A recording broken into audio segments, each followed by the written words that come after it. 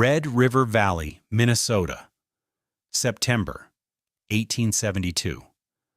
The prairie was a sea of cured grass, stretching flat and pale under a sky that promised nothing but distance. On his newly claimed quarter section, Gunnar Thorvaldsson was not building a house. He was carving the earth itself. With a long-handled scythe of a design nobody had ever seen, he sliced into the prairie floor, cutting blocks of sod a full 2 feet long, a foot wide, and 6 inches thick. The roots of 1,000 summers of blue stem and buffalo grass wove the black soil into dense, fibrous bricks. He worked in a circle, laying the first course of sod blocks directly on the scraped earth, creating a perfect ring 14 feet in diameter. Then he began the second course, shifted slightly inward. Marcus Whitaker, the township surveyor, reined in his horse 50 yards away, watching the process with a mixture of pity and professional disdain. With him were Jedediah Stone and Amos Fry, 2 homesteaders whose own cabins, sturdy, square, and timber-framed, stood as monuments to sensible construction. "What in God's name is the man doing?" Stone muttered, squinting. "It looks like a child's mud fort." "He's building an igloo out of dirt," Whitaker said, his voice carrying the weight of official certainty. He was a man of the transit and the chain, of right angles and plumb lines. Gunnar's slow, spiraling curve was an offense to his craft. "He calls it a house. I call it a grave waiting for a heavy snow." Amos Fry, who hauled freight from the railhead and had seen his share of frontier desperation, just shook his head. "It's a foolish design for this country. The wind will peel it like an onion come November." They watched as Gunnar, oblivious or indifferent, placed another block, tapping it into place with the flat of a spade. His movements were economical, patient, born of a knowledge they couldn't recognize.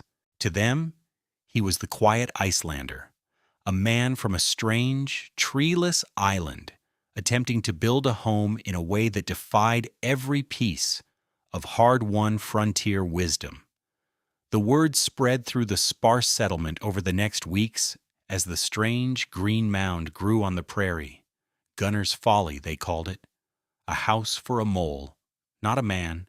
What did this quiet Icelander, a man who built with turf his entire life, understand about the physics of warm air that the surveyors and carpenters of the vast American prairie had missed?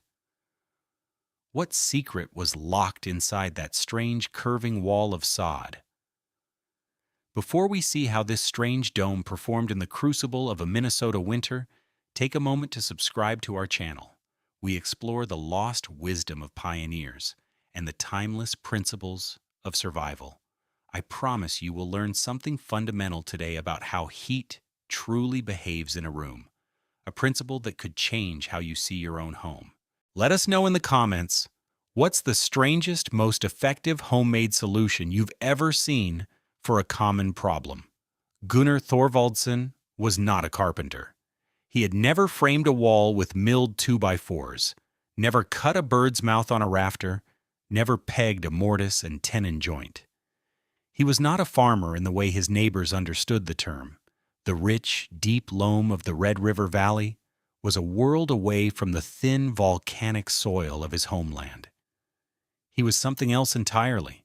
He was a builder of turf houses. His tools were not the saw and hammer, but the turf scythe, the smoothing spade, and the patient knowledge of how grass roots bind the earth. His hands knew the heft of wind-cured sod from the North Atlantic coast, the precise angle of a corbelled wall, the way a dome could shed the fiercest gales and the heaviest snows. He had spent his life building warm, sturdy shelters out of the only material his homeland offered in abundance, the ground itself.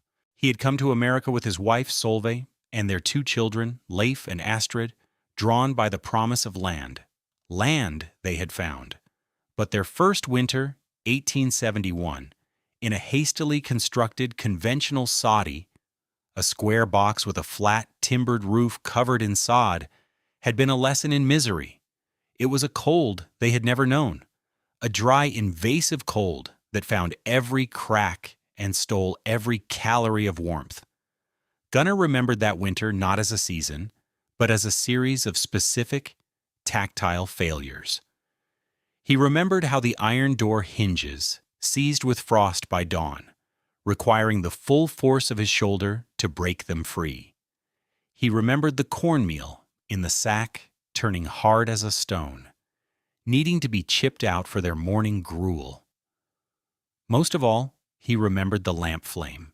As the temperature outside plunged past 20 below, the flame on their small whale oil lamp would shrink, pulling into itself until by midnight it was just a tiny, shivering blue bead, starved of the warm air it needed to burn brightly.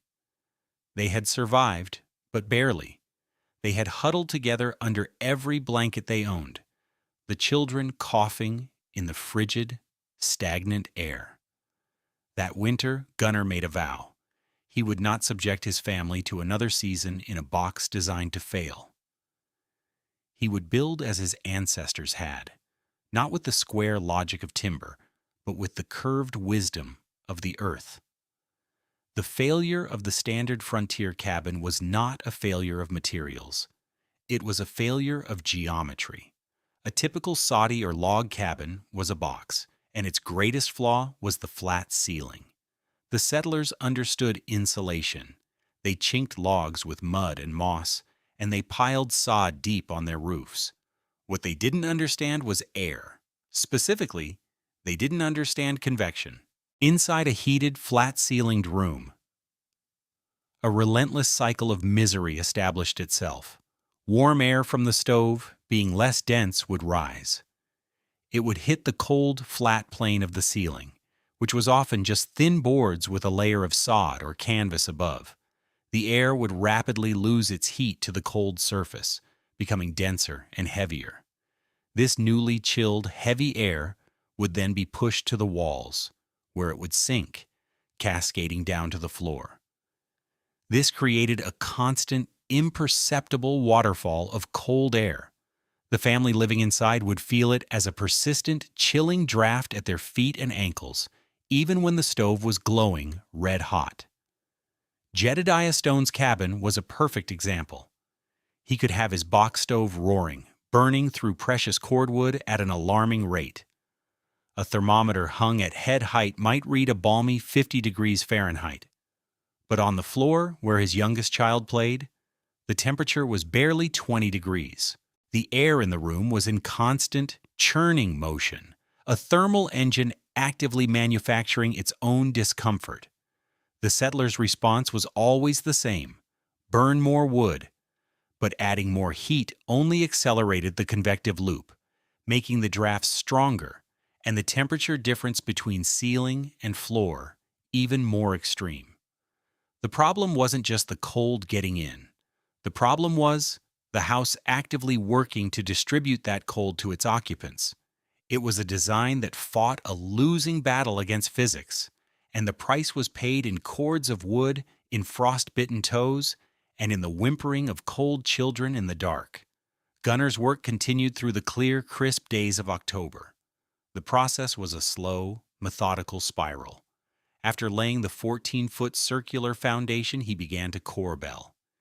Each new layer of sod blocks was set slightly inward from the one below it, a fractional overlap of perhaps an inch and a half. The genius of the technique lay in the sod itself. The thick, tangled mat of grass roots within each block acted like 1,000 tiny reinforcing bars, giving the block immense tensile strength. When he laid one block over the two beneath it, these roots would interlock and mesh. The structure wasn't just stacked, it was woven together, self-keying with each new course. The walls grew, curving inward with a grace that seemed impossible for such a crude material. It rose not like a wall, but like a bowl being turned upside down. He worked alone, Solveig and the children helping to move the heavy blocks into position. There were no timbers, no beams, no rafters. The structure supported itself, the immense compressive force of the upper layers being channeled perfectly down through the thick, solid walls. One afternoon, Marcus Whitaker rode out again, this time dismounting and approaching the structure with a professional's critical eye. The dome was nearly complete, a smooth green hemisphere rising from the prairie floor. Gunnar was on a small ladder, carefully fitting blocks near the apex. "I'll say this for you, Thorvaldsson. You're a hard worker," Whitaker began, his tone betraying no admiration. "But I came out here to warn you again as a matter of conscience. This design is fundamentally unsound." Gunnar paused, looking down from his ladder. He said nothing.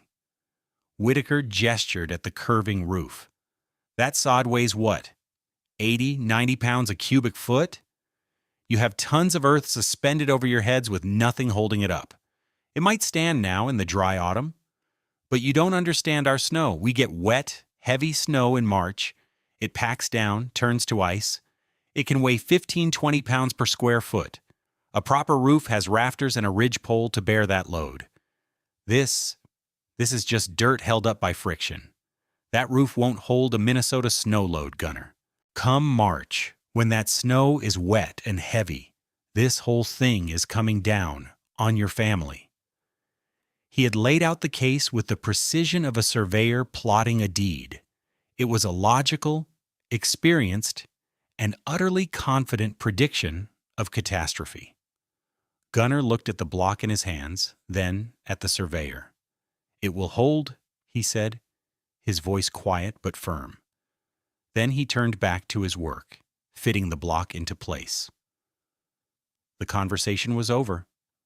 Whitaker shook his head and walked away, convinced he had just spoken to a man who was either a fool or dangerously stubborn. He had done his duty.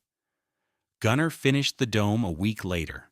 The final opening at the apex was about 2 feet across. He fashioned an ingenious damper for it, a flat piece of slate that could be angled with a long pole to control the ventilation, allowing smoke to escape while keeping heat in. The entrance was a short, low tunnel, also built of sod, with a heavy wooden door at the outer end, and a thick blanket hanging at the inner end, creating an airlock to stop drafts. From the outside, it looked like a burial mound, a strange, primitive hump on the vast flat land. To understand why Gunnar's dome worked, you have to forget everything you think you know about how a house stays warm. You have to stop thinking about insulation and start thinking about shape. The enemy in a cold climate is not just heat loss, it's air circulation. It is the convective loop. In Marcus Whitaker's square cabin, the warm air produced by the stove had a destination: the flat ceiling. Upon arrival, it was defeated. It transferred its energy to the cold roof boards, became heavy, and fell back to the floor as a draft. The house was a machine for creating cold drafts. It was an endless, energy-wasting cycle. Gunnar's dome was different. It was a trap for heat. When the small fire in the central hearth was lit, the warm air and smoke rose, just as it would in any structure. But it didn't hit a flat, cold ceiling. It entered the high, curved vault of the dome. Here it had nowhere to go. It couldn't be pushed aside to the walls to fall, because there were no distinct walls and ceiling. The warm air simply collected at the top, forming a massive, stable, bell-shaped reservoir of heat. The dome became a giant, upside-down cup, holding the warmest air securely at its peak. This created a phenomenon called thermal stratification.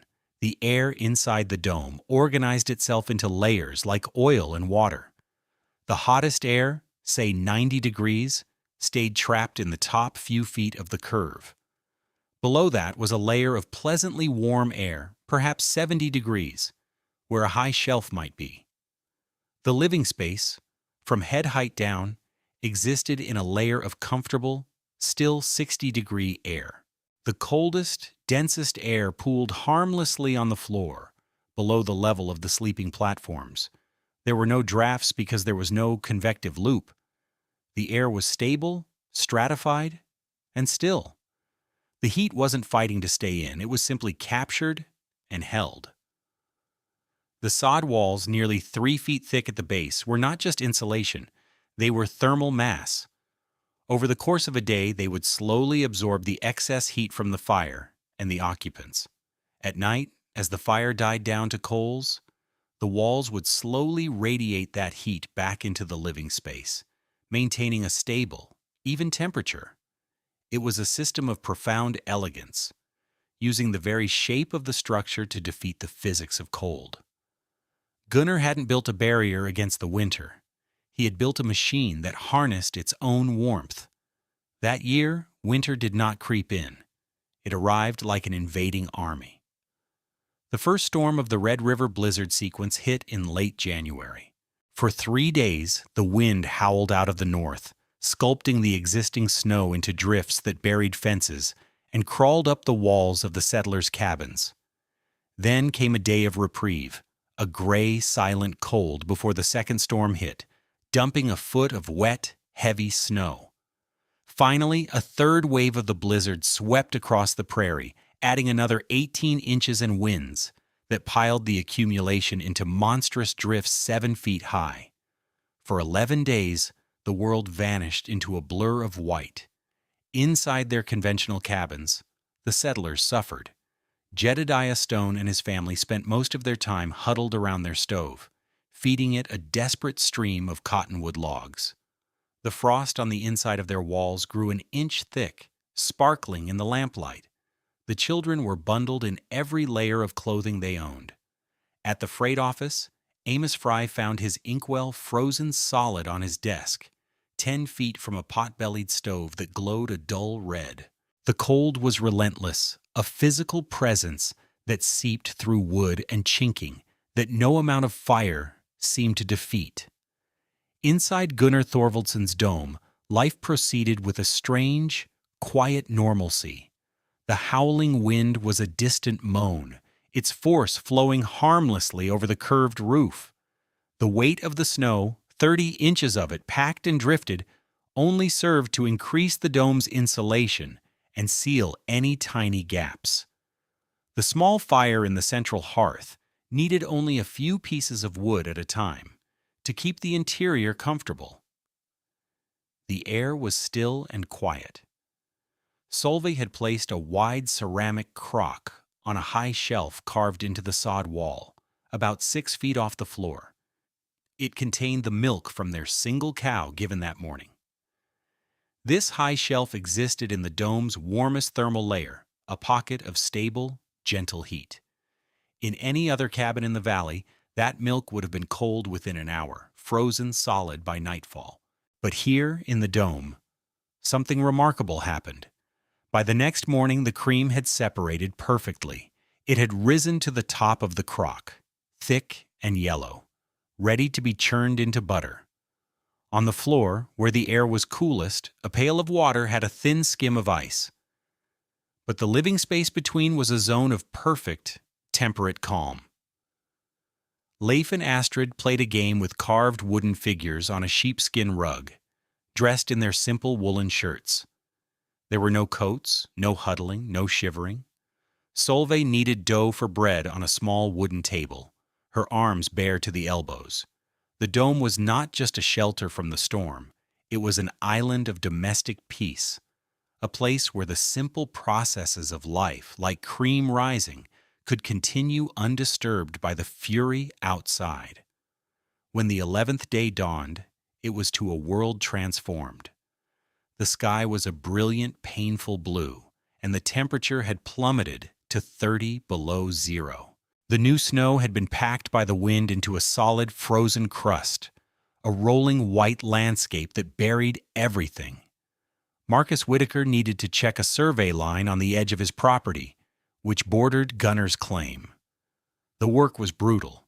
The cold was so intense it felt like a physical blow, stealing the breath and burning the lungs. His heavy Gunter's chain, a precise measuring tool made of iron links, grew stiff and unmanageable. As he struggled across a massive drift, the chain snagged on the crust, and a section became buried. When he pulled, it wouldn't give. It was frozen fast into the snow. He pulled harder, his gloved hands slipping. but it was like trying to pull a root from frozen ground. Frustrated and dangerously cold, he looked up and saw it. The top of Gunnar's dome, a gentle curve rising from a mountain of snow. A thin, almost invisible wisp of smoke rose straight up from its apex into the still, frigid air. An idea, born of desperation, formed in his mind. He would walk over, not to ask for help, but to use the lee of the strange structure as a windbreak. He could build a small fire there, just enough to warm his hands and perhaps heat a metal pin to thaw his frozen chain. He trudged through the deep snow, his boots crunching loudly in the frozen silence. He found a spot on the south side of the dome, sheltered from the slight breeze. The sod wall was buried under at least 6 feet of snow. He gathered a few dry twigs from a pouch and lit a small fire, feeding it carefully. The little blaze was pathetic against the vast cold, but its radiant heat began to warm the air around him. And then he felt it, a deep, resonant groan from the earth beneath him. He looked up at the massive, snow-covered dome. The heat from his tiny fire, feet away from the sod wall, was conducting slowly through the frozen turf. It reached the inner layer of snow, the boundary where tons of accumulated blizzard precipitation rested against the dome's skin. It raised the temperature of that boundary layer by a single degree. From frozen to melting, the bond broke. With a sound like tearing linen, a vast sheet of snow, 30 inches thick and covering half the dome, began to slide. It moved slowly at first, then gathered speed, shearing off the perfect curve of the roof and cascading down in a silent, harmless avalanche 10 feet from where he stood. Whitaker stared, his mind struggling to process what he had just seen. He had predicted this roof would collapse under the snow's weight. He had imagined a catastrophic failure, a crushing implosion. Instead, he had just witnessed the dome actively shed its burden. The curve of the roof had not fought the snow. It had used a tiny nudge of warmth to release it. The structure wasn't just strong, it was intelligent. He abandoned his fire and his frozen chain. He walked around to the low, tunneled entrance and brushed the snow away from the wooden door. He pulled it open. He expected to be hit with a blast of cold, smoky air, the smell of misery and damp wool that he knew from every other winter cabin. He braced himself for it. Instead, a wave of still, warm, dry air washed over his face. It didn't smell of smoke or damp. It smelled of baking bread and warm earth. His eyes, accustomed to the blinding white outside, adjusted to the calm, dim light within. He saw the 2 children, Leif and Astrid, playing on a dry floor, their cheeks rosy. He saw Solveig turning a loaf on a stone hearth. He saw Gunnar sitting on a low stool, carving a piece of wood. They were not surviving. They were living. Whitaker stepped inside, pulling the heavy blanket closed behind him. He looked from the peaceful domestic scene to the smooth, curving walls that enclosed them. He felt the impossible warmth on his skin. He understood, in that moment, the depth of his own ignorance. He looked at Gunnar, whose hands never stopped their steady work with the knife. "Gunnar," Whitaker said, his voice thick with awe. He searched for the right words, for the language of angles and loads, but it failed him. He found a different truth instead. "You didn't build a roof," he said, the words clear and precise in the warm, still air. "You built a hillside?" The story of how Marcus Whitaker's fire triggered an avalanche that cleared Gunnar's roof became a local legend overnight. Whitaker, a man whose opinion carried the weight of official measurement, became the dome's most fervent advocate. He described the impossible warmth, the dry air, the sight of children playing without coats in the heart of a blizzard's aftermath. He confessed his own error with the zeal of a convert, but the true agent of the innovation's spread was a man of God, Reverend Bjornsson, the traveling Lutheran pastor, made his Christmas visitations on a sled, checking on his scattered flock after the great storm. When he entered Gunnar's dome, he stopped in his tracks, just as Whitaker had. He was a practical man, familiar with the grim realities of frontier life. He had spent the last week praying over frost-bitten children and consoling families whose woodpiles were dwindling to nothing. What he found in Gunnar's home felt like a miracle. He spent an hour with the Thorvaldsson family asking Gunnar detailed questions. With a pencil stub in his visitation log, he sketched the dome's cross-section, noting the 14-foot diameter, the 3-foot thickness of the walls at the base, the corbelled construction. Gunnar explained the principle simply. The heat must have a place to stay. A flat roof tells it to leave. A round roof tells it to rest. For the rest of the winter, Reverend Bjornsson showed that sketch to every homesteader he visited. He presented it not as a curiosity, but as an answer to a prayer. He told the story of the risen cream and the sliding snow. By the time the spring thaw arrived and the prairie turned from white to green, the idea had taken root. That spring, 9 families, including Jedediah Stones, were out on their claims, not cutting timber, but cutting sod. They were marking out circles on the earth, ready to build homes that did not fight the winter but understood it. Gunnar Thorvaldsson's sod dome was a relic of an ancient building tradition, but it was also a prophecy of future science. A century later, architects and engineers would give names to the principles he had mastered by instinct. They would talk of the building envelope, of passive thermal design, and of minimizing thermal bridging. They would use advanced computer models to calculate the power of air stratification. Gunnar had needed no such things. He had the accumulated knowledge of 1,000 North Atlantic winters, a wisdom that understood that the most elegant solutions are often the simplest. He had built a high-performance home out of the very dirt it stood upon. Anticipating the most advanced concepts of building science, with nothing more than sod, a spade, and a deep understanding of the curve. There is a philosophy embedded in the bones of a house. The square cabins of the pioneers were a statement of conquest. They were an imposition of rigid human geometry upon the wild landscape. Their flat roofs and vertical walls were an argument with the sky, a challenge to the wind and the snow. They drew a hard line between the human and the natural, and in the depths of a Minnesota winter, that line was perpetually under siege. The settlers fought the cold, burned the wood, and endured the drafts, forever defending their fragile geometry against the forces of nature. Gunnar's dome made no such argument. It was a statement of agreement. Its low, curved form was a concession to the wind, allowing it to flow over with minimal resistance. Its rounded roof did not challenge the snow but accommodated its weight, shedding it when the burden became too great. It did not declare itself separate from the landscape. It rose from it, an extension of the earth itself. It was a structure born of humility and observation, a design that conceded the power of the winter and, in doing so, mastered it. A roof that argues with the sky loses. A roof that agrees with it stands. If you found this story of ingenuity and survival as fascinating as we did, please consider liking this video and subscribing for more tales of forgotten wisdom. We believe the past has profound lessons for our present, and your support helps us bring them to light. What other historical building techniques do you know of that masterfully solved a local environmental challenge?